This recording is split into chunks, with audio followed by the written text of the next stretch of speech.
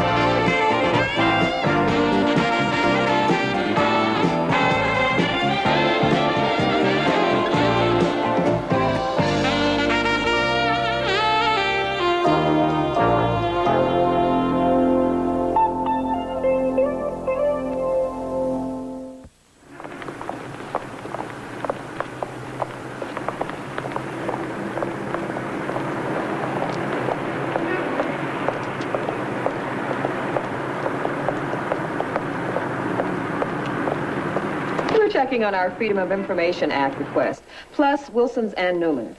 I think something did come in for you. Hold it. Progress. Yeah, and it only took 6 months. Right.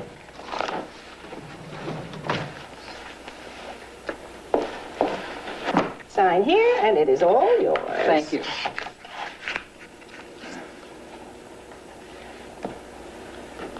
Must be a big story. Well, it all depends. We'll know when we see what's in here.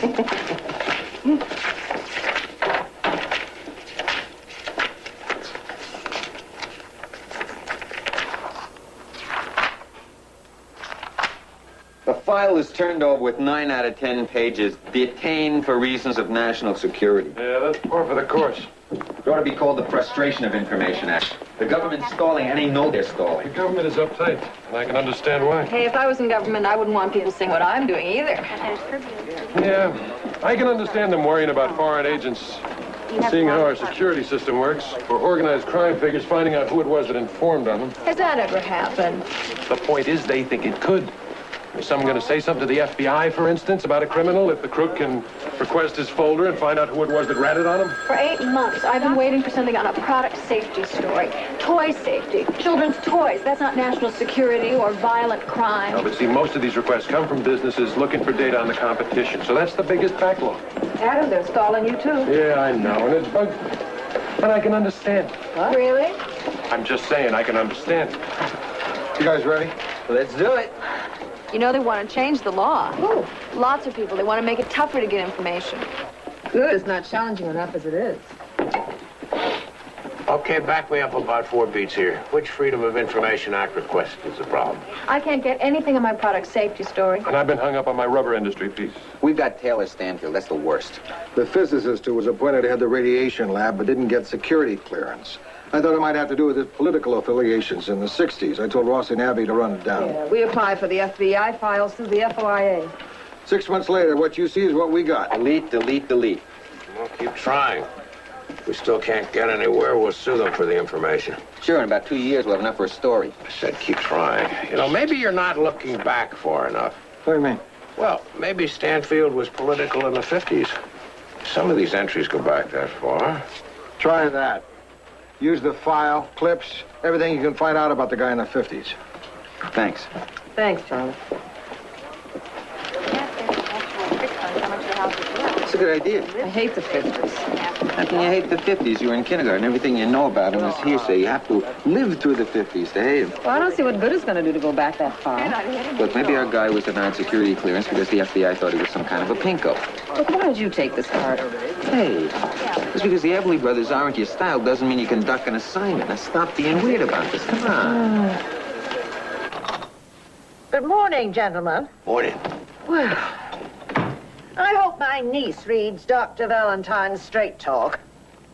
I bet she does. Most kids do. I can see why. He has such a natural, down-to-earth way of writing about these things, especially for young people. I thought today's piece was particularly direct and informative. So did I, as far as it goes. Anyway, Mrs. Pynchon, about this Jed Crosley thing. He's our main long-term investigative reporter. Well, if it's a matter of rehiring, I'm all for it. He does good work. It's not that simple, Mrs. Pinchon. His contract is up, as you know, and the Denver Post has made him an offer. What kind of offer? We don't know the details. We do know that their people saw him when they were out here, and he went back to Denver for 2 days last month. We've offered him a 10% increase. I don't think he'd be considering the Denver job if their offer wasn't better than that.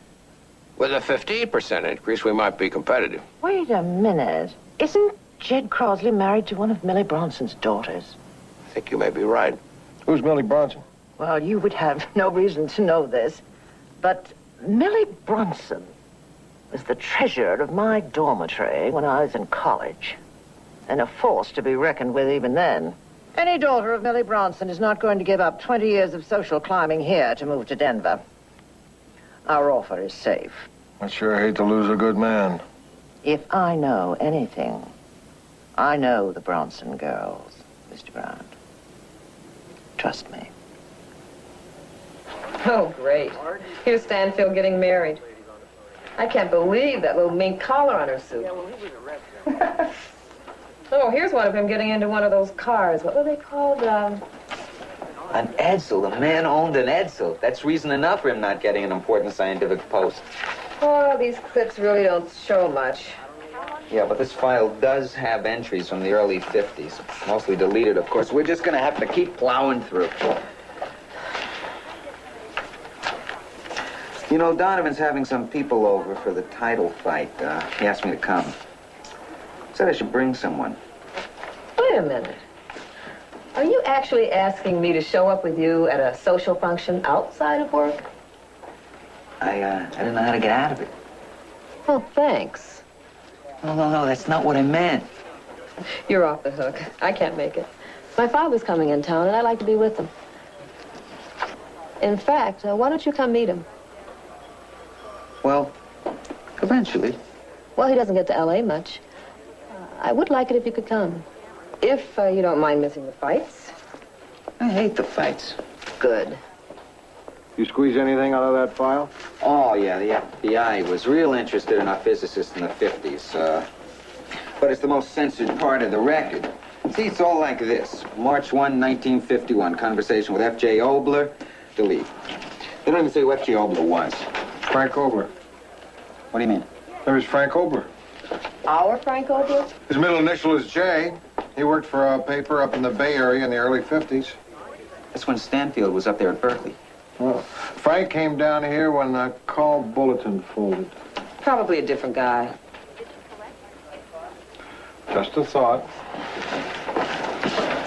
This could be a very good break. Joe, what are you going to do? I'm going to ask Frank if he's this F.J. Obler and ask him about Stanfield. Joe, if he was hassled by the FBI, maybe this is something he doesn't want to talk about. Well, if he doesn't want to talk about it, he can tell us. I can find out. Wait a minute. Don't just go charging up to him yet, okay? I mean, it's been 30 years. He's not going anyplace. I just want to think about this for a while, okay? We heard from Jed Crosley today. Was I right? You called it. His wife won't leave L.A. I knew it. She and Jed just split up. He's glad of the excuse to move and can use the raise, so he's taking the Denver job. Well, I'm sorry. So am I.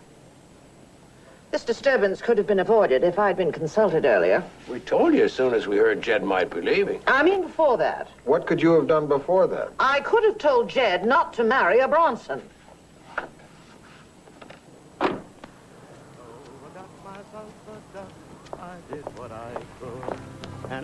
Is that a record or is someone playing? That's my father. I'm the one who's working, and I have to get the door. Come in, kids. Well, let me see. Daddy. Abigail. Hey. Hey, Larry. Oh. How you doing? Everybody, this is Joe Rossi, my daddy. Pleasure. Dottie Hill. Make yourself comfortable. I've got to finish burning the roast. And Larry Hill. Pleased to meet you. My granddaughter, Jenny, Mr. Rossi. We've got some sort of an emergency here. My oldest granddaughter has a dragon lady for an English teacher. Their assignment is to analyze Macbeth. Could you analyze Macbeth in the 7th grade? I couldn't analyze Macbeth now. I'll be right there, Jenny. Why can't they work on Peter Pan? I only played the part for 4 years. Macbeth, not Peter Pan. Abby, get Joe something to drink and fix your father a refill of his favorite. Okay. A beer, right? Yeah. Daddy? Apple juice, I guess. Of course. They always have a ton of apple juice on ice when I stay here. Because they know you really love it. I don't. But 30 years ago, they got the idea that I did, so I've got to go along with it. I know. Everybody thinks I love orange soda. I don't love it. I like it. Sometimes. Right. Let's sit down.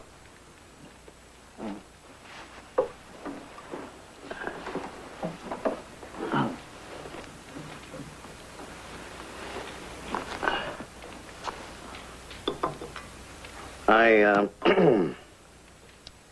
read the story you did on the Sonny Goodwin Jazz Quartet. Oh, Really fine. thank you. The St. Louis papers pick it up? Abigail sent it to me. She just sent me the interview you did with that hospital administrator. Oh, Oh, you really raked him over the coals. I just write what I see. You didn't much like what you saw, did you? I'm glad you don't review folk music for the Trib. I couldn't review folk music. I don't know much about it. Neither does the guy the Trib's got doing it. She sends me his stuff, too. Why does Abby send you my articles? She wanted me to know what you were like. She wanted to show me how smart this fella is that she likes so much. Oh.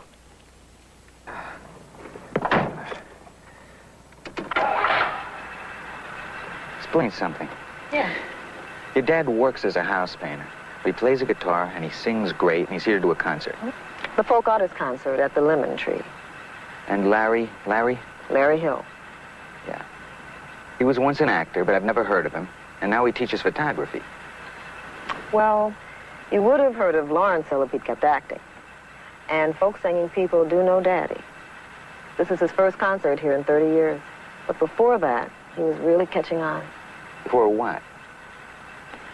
Before Larry and Daddy were blacklisted.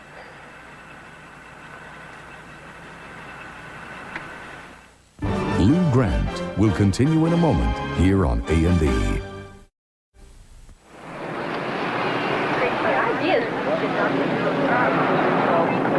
Read about it here. Oh, there you go, Chris. It's important. Thank you. Talking about the parents and the children. Thank you. Thank you, sir. Read it. Don't read the Tribune. Keep moving, folks. Morning. Please keep the sidewalk. Don't read the Tribune. Read about it here. We're talking about the children. There you go, sir. Thank you. Read it. It's important. You see what reading that Dr. Collins did to her. Don't read. That happened from reading? Oh, he told her to just go out and sleep with people. That's what happens when you do that. Oh. Do you work here? Oh, yeah, I do. In fact, I'd love to stop and chat, but I'm late as it is. Can you give us the names of some editors? Just names of editors? Yeah. Well, editors. Well, Ben Bradley, Perry White.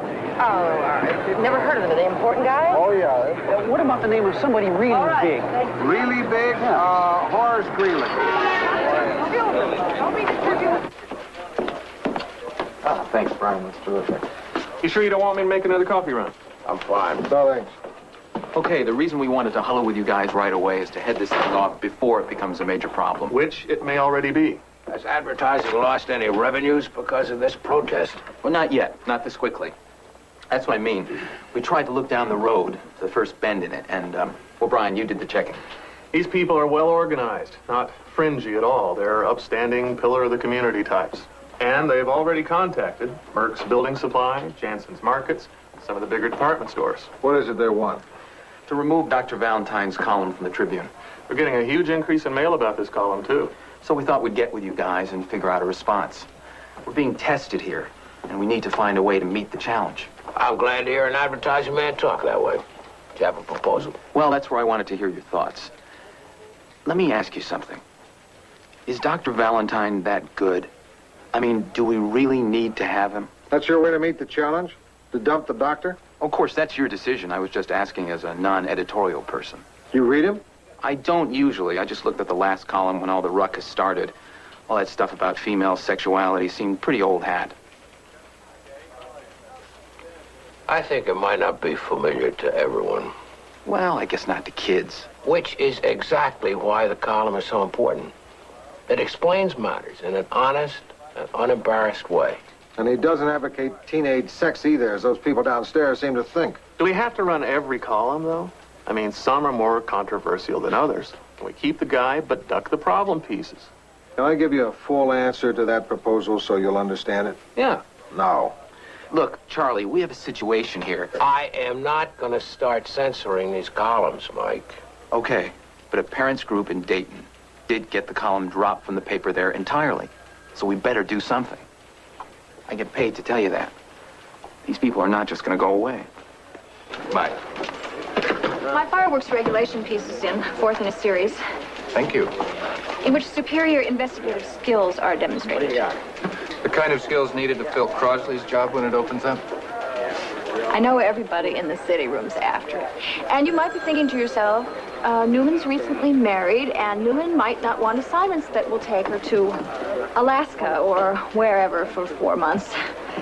Well, just so you know, Newman is interested. Fine. Everything okay at home? I want to throw my hat in the ring. For the investigative job, Lance? I just want to be considered, okay? I know I haven't been at this long, but what I lack in experience, I make up in gumption and grit. This position does not require punch and dogies. Will you consider me? We'll consider everybody who's interested. If it comes down to me or Billy, though, give it to her. The mayor's talk Wednesday night is not going to be a major policy address. Yours, unless Wednesday night is still when you're unavailable. It is, but if that's all right. What's Wednesday night? School. You teach? I take classes. I believe in that. Keep learning. We should all take 1 or 2 classes in something every year. What are you taking? 3rd grade math. It's for my teaching credential. You planning on leaving us? Oh, no, but I've almost got it, so why not finish? Thank you. To have, just in case. In case what? Anything. Excuse me.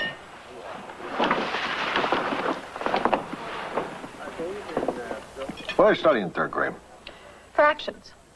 You know, how do you divide a pizza among 7 people? How do you divide a pizza among 7 people? Frank, how's it going? Oh, hi, Abby. Fine. Want to join Lou, Billy, and me? We have room. Well, I'm really through. That's very sweet of you. I would have enjoyed the company. Just thought I'd ask. You know, we always seem to have lunch with the people we work with most. That's true, isn't it? Yeah. Well, another time, maybe. Okay, I'd like that. We'll do it. Good. But... Sorry. It's okay. It gave me a chance to lobby Lou for the investigative job. I mean, how come you haven't applied? You're about the only one not to. I would have thought that's just what you were headed for.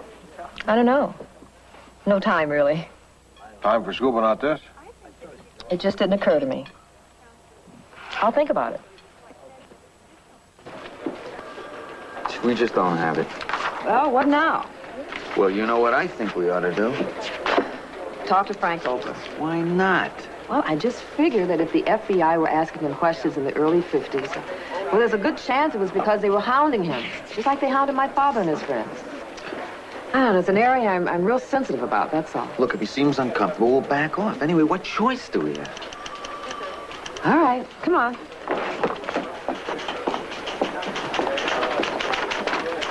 Frank? Hey, Abby. How about next Thursday for lunch? Oh, great. But this is something else. We thought maybe you could help us with a story, Frank. Yeah, feel free to say no. Tell me what it's about. What do you know about Taylor Stanfield? Who? He was a physicist who was denied security clearance to head a radiation lab back in the 50s. We looked in his FBI file. Did you know him, Frank? Never heard of him. The file indicates they talked to an FJO, but we thought maybe it was you. Well, I'd like to help. I've never talked to an FBI person in my life. You are Frank J. Obler, though. Yeah. And you did live in the Bay Area. Mm-hmm. I wish I could help. Is there anything else? No. No. Thanks, Frank. Well, we must have the wrong guy. Yeah. Must be tons of F.J. Oblers who lived in the Bay Area in 1952. Rossi, just a man I wanted to see. What about? Got a couple of tickets for the basketball playoffs. You and Abby want them? Why me and Abby? I thought you were dating. Here, you want the tickets? You want one of them? Oh, that'd be great, thanks. Well, here, can you use them both? Well, yeah.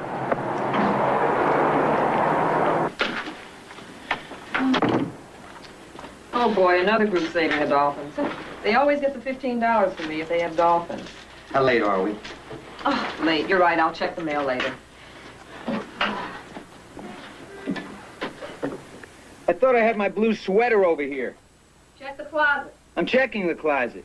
Yes, now check the lower left-hand drawer in my desk. I made that one your drawer. Got it.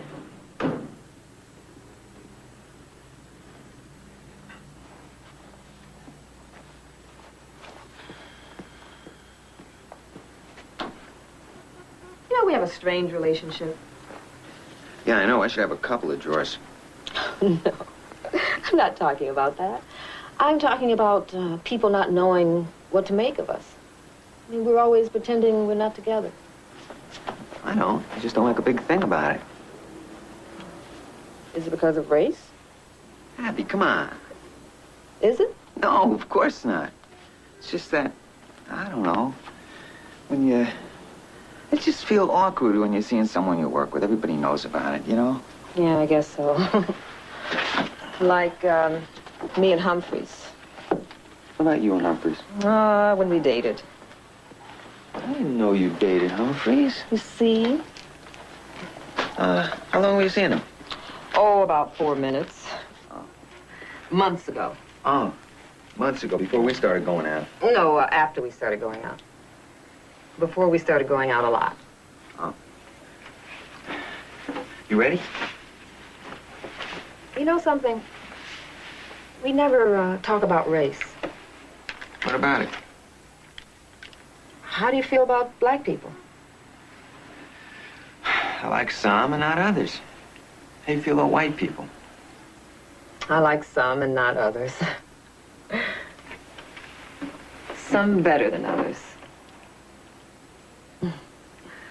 Well, I'm glad we had this discussion. Yeah, so am I. Yeah. Maybe we can do it again sometime. Can we get going? Oh, yeah.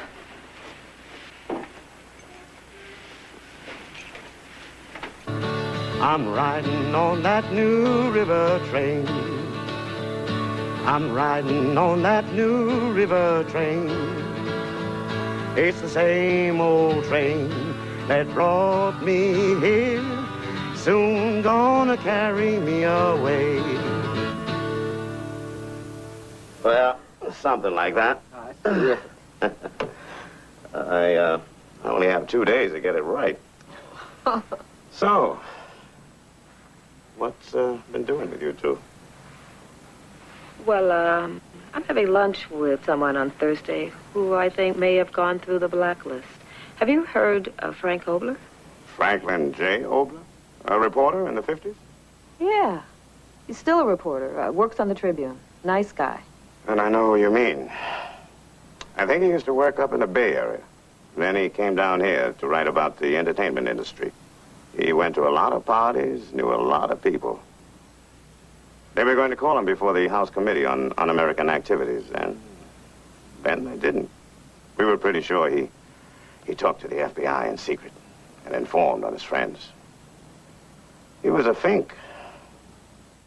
Lou Grant will continue in a moment here on A&E.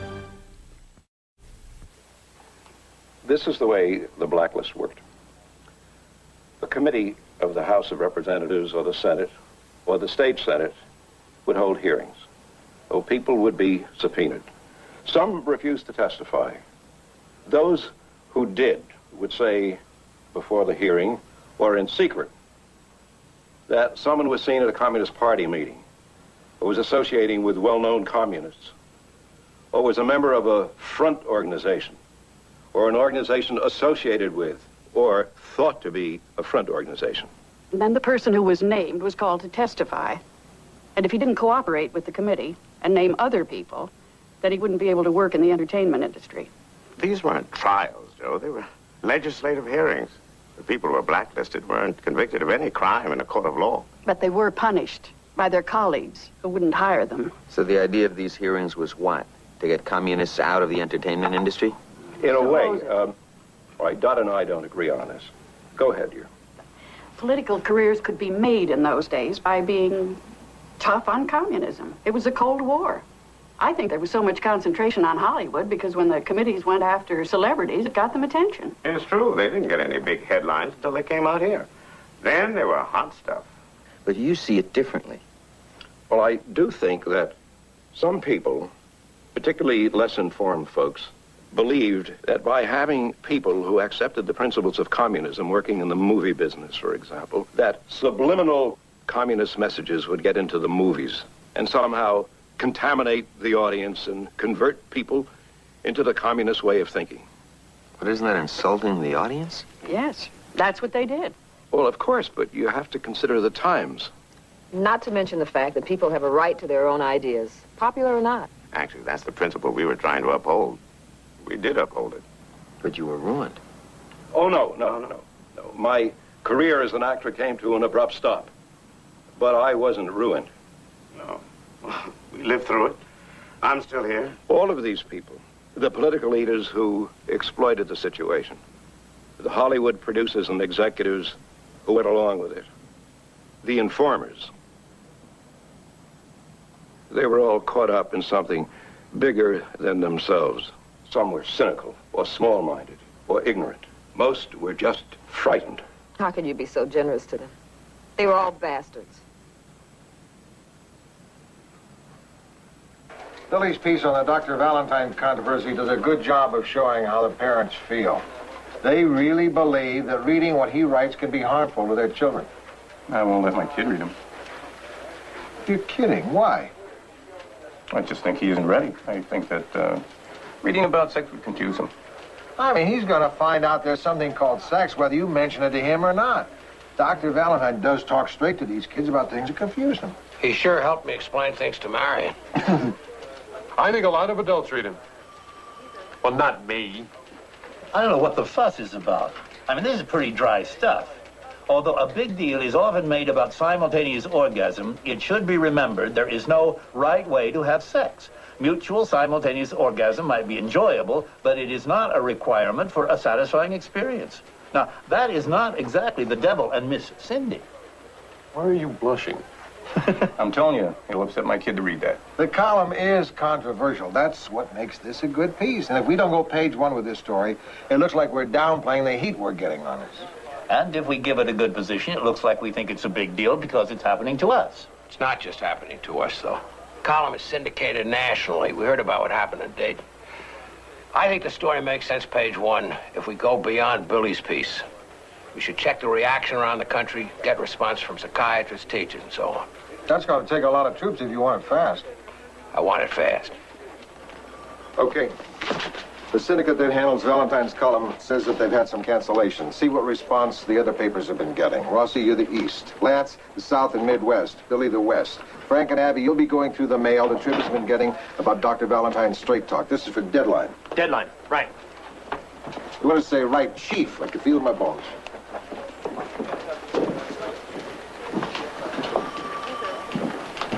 Lou, I still have a lot of contacts in the Midwest. Maybe Lance and I could switch. No, this is fine. Do we really need two people going through the mail? Yes, Abby, get going.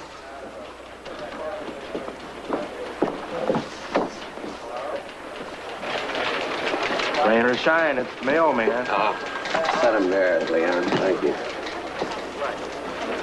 Well, I guess just grab a bunch and get started. Sort them into pro and con. We don't have to do that exercise, Frank. We don't have time. We'll just pull the most outrageous stuff on both sides.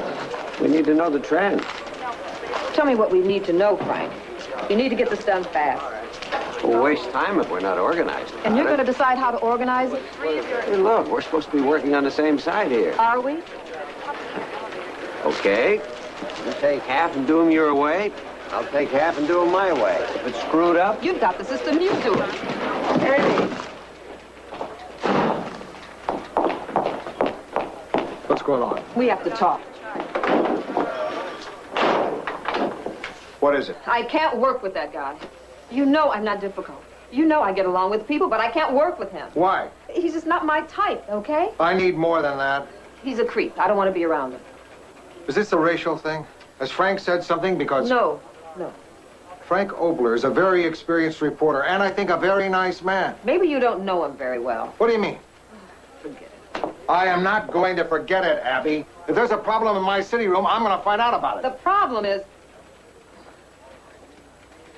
Do you remember that Obler turned up in that FBI file? Yeah? Well, he's an informer. An FBI stoolie. He saved his skin by naming names.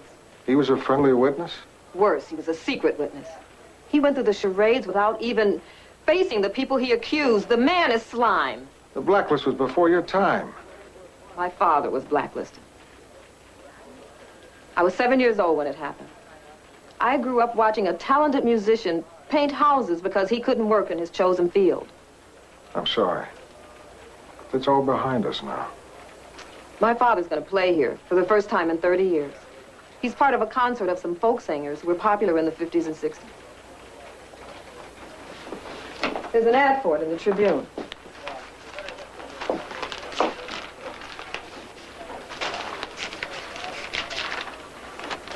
Bryce McCann. That's my father. You know, he doesn't know this, but I saw a letter he got this week from someone who saw the ad. It was a sick letter.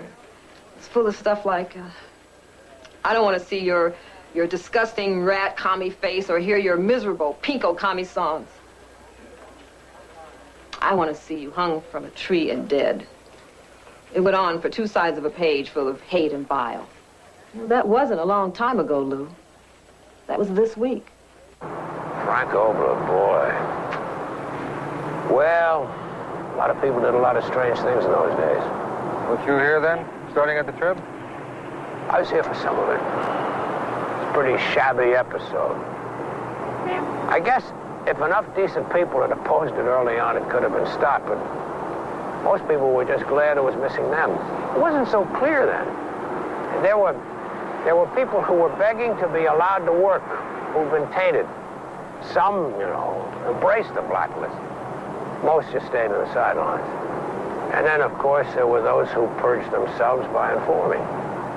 And some informed behind a cloak of secrecy, like Frank. Pretty low. Yeah. I know how Abby feels. I don't want to work with him. Lou Grant will continue in a moment here on A&E. So then what? So Rosenthal goes up to Lou, and it's after lunch. She's a little unsteady. And he says to Lou, if he doesn't get the investigative job when Crosley goes, then he'll know what Lou thinks of him. And Lou says he'll tell him what he thinks of him right now. And Rosenthal says, I'd prefer to wait. Oh, I love it. So everyone at the papers applied for the job except you. Yeah? How come? Oh, I just haven't. Here, help me get the sheet. I've never gone after a job. How'd you get hired by the Trib? They came to me. They called me up out of the blue because they saw my stuff and liked it. You know, it wouldn't occur to me to put myself up for a job. Why? It's tough for me, okay? Why? I don't know.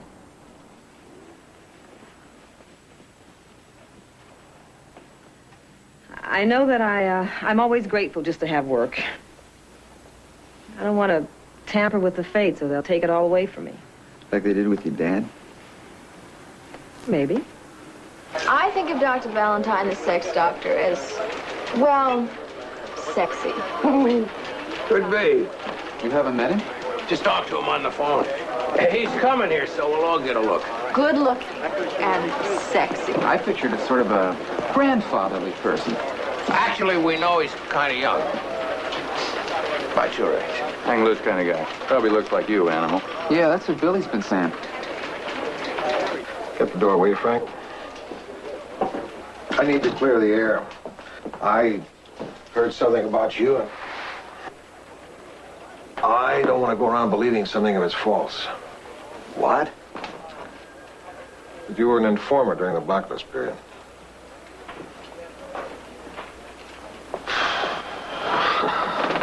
Nobody's ever asked me about it that bluntly. Well, a congressional committee asked me questions. I answered them. I told them the truth. I made nothing up. In secret? Yes. I wasn't interested in grandstanding. Didn't want a lot of other people asking me questions. I did what I had to do, as minimally as possible. You had to inform on friends? Those people weren't my friends. I had at one point, as a young person, come to believe that some of the social ideas in communism had some relevance for this country. I started going to party meetings and doing a lot of reading. It wasn't long before I found that I didn't like the party types. I didn't like their notion of party discipline. They were so intense, so dogmatic. I drifted away from all that. And then several years later, I suddenly found myself in danger of losing my ability to work because of those past associations. I had a family. I didn't want to lose my means of support because people thought I was a communist when I hated the damn communists and I'd left the party. So had most of the people who were named. They were in exactly the same boat. And they could have said that and been exonerated. No. Not unless you gave them the names of other people, and you know it. The committees weren't doing a legitimate investigation of a threat to our national security. Well, it wasn't so easy to see it then. I talked to the FBI and to members of the committee, a few hours total. I didn't say much. I didn't say who was a communist or who wasn't. Hell, I didn't even know. I told them that I saw certain people at certain meetings. It was all true. I talked to the officials of my government for a couple of hours. It was the biggest mistake of my life. Oh? I mean, I can tell you why I thought I had to do what I did, but even then, a part of me knew it was wrong. Now it's all over. The country has rejected the blacklist. Now it's clear that I would have lost income, probably my job, but I could have done something. I mean, there would have been food on the table. I just wish that instead of giving my kids a lifestyle, I'd given them an example to live by. Damn. Lou Grant will continue in a moment here on A&E. Gone on long enough. And this is the truth. The Tribune management have become purveyors of filth. We don't have to go this way. You can't be I'm heard. not going to sneak in the back door of my own newspaper. Morality is on the defensive in this country. Everything is turned upside down. Morality is a dirty word. If we oppose the immoral point of view, now that's censorship. But the moral point of view can't be heard. Oh, she's being heard rather well. Don't let her upset you. Not at all. When I was a girl, we knew what it was we were supposed to do and not do. And there were some things that nice girls just didn't do. And there was a name for those girls that did them. And there is a name for newspaper publishers who sell their virtue for the money they make off sex columns. Let's go. I am the publisher of the Los Angeles Tribune. Would you care to be explicit about that name to me in person? Do you approve of what that slavering, sex-mongering hippie pornographer did to my daughter? And what is that? Do you realize that you are responsible for this innocent 16-year-old girl getting pregnant? Isn't that your daughter's responsibility, ma'am? As well as the man who was involved. Isn't it your responsibility to teach her to be responsible? I am responsible for keeping her away from evil influences, which is what I am doing here today. The columns which you object to often emphasize a young person's responsibility in sex. Oh, I haven't seen that in them. Have you read them? Oh, I've read enough of them. I stop when I read things that turn my stomach. So you're judging hundreds of columns when you haven't really read them? Well, have you read them? Yes. Every single one of them? As a matter of fact, yes. Oh, sure. Well, I have. Oh, I'll bet. I read them all because I wrote them all. I'm the slavering hippie pornographer. Hi. Hi. I didn't get your message till I got back from lunch, and then we came right out. That's fine. It's Brian Dunn, Dr. Sam Ashton. Nice meeting you, Sit Doctor. down, Brian. And it's Mike Pearson. Hi. Oh, yeah. Here, sit down. Thank you. Brian, you want to start? I ran through our major advertisers, and we've lost Jankel's Discount Drugs and Merck's Building Supply, but nobody else. Yet. Right. Yet. You know, the Trib made the decision at one time not to run advertisements for X-rated movies. A decision made in favor of taste that cost us ad revenue. So, would it be so terrible to back off from an X-rated, so to speak, column and not lose advertising? Mike, stop trying to solve advertising problems by changing editorial policy. We're just looking for workable answers. You're just being lazy. Now, we decide what to write, you decide how to market it.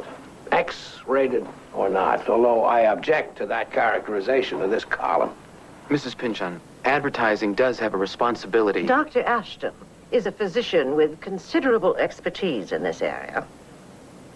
Dr. Ashton, what do you think of Dr. Valentine? What do I think? Well, gentlemen, I think he's terrific. And that's enough for me. Maybe a trifle underpaid. Don't push your luck, Doctor. Yeah. The Decker truck? Were all of the sports comments right away?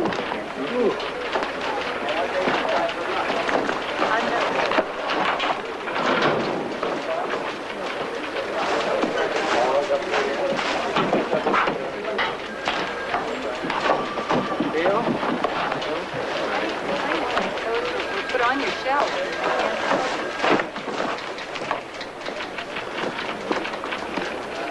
You want to hang that up over here?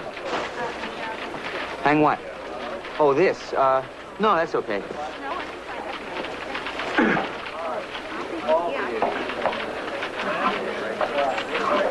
Oh, maybe a better. Very sharp.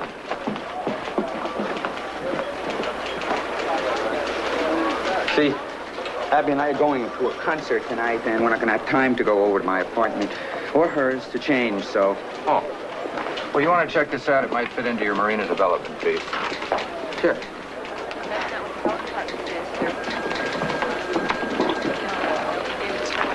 I'm over Abby's a lot. I figured.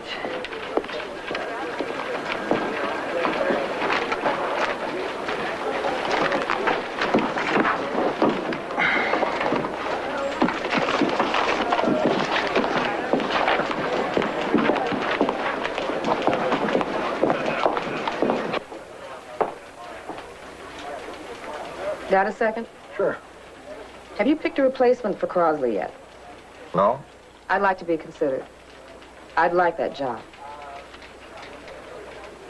Oh, you can't love two and still to me be true. Darling, you can't love two. I'm riding on that new river train. I'm riding on that new river train. It's the same old train that brought me here, soon gonna carry me away.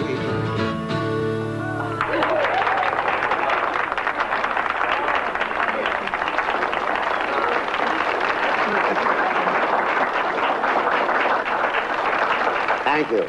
Thank you for your warmth and your support. As you know, I've been off the charts for a while. Not because of the Blacklist. Well, it was that for about 20 years. But then I figured people just didn't think about me. Or if they did, they thought I wasn't doing this anymore. They didn't know if I could strum this thing with house paint under my fingernails. You know, people ask me if I'm bitter. If I hate what this country did to me. Well, folks, This country didn't do anything to me. Some people did it. And those people are not this country. You can't let those people make you hate America. I love this country right now more than I ever have. And I'm enjoying myself right now. As the man in the song says, this land is your land, this land is my land, from California to the New York Island, from the Redwood Forest to the Gulf Stream waters. This land was made for you and me. As I went walking that ribbon of highway, I saw above me, there in the skyway, I saw below me that golden valley. This land was made for you and me. They're mothers who make a full time of projecting their kids into the big time. But what really motivates showbiz moms? And are their actions harming their children? We'll get an insider's view of life in Tinseltown Sunday in the A&E special presentation, Carrie Fisher, The Hollywood Family. Now, is a veteran cop letting his emotions get in the way of his job? Join us for Police Story, next on A&E.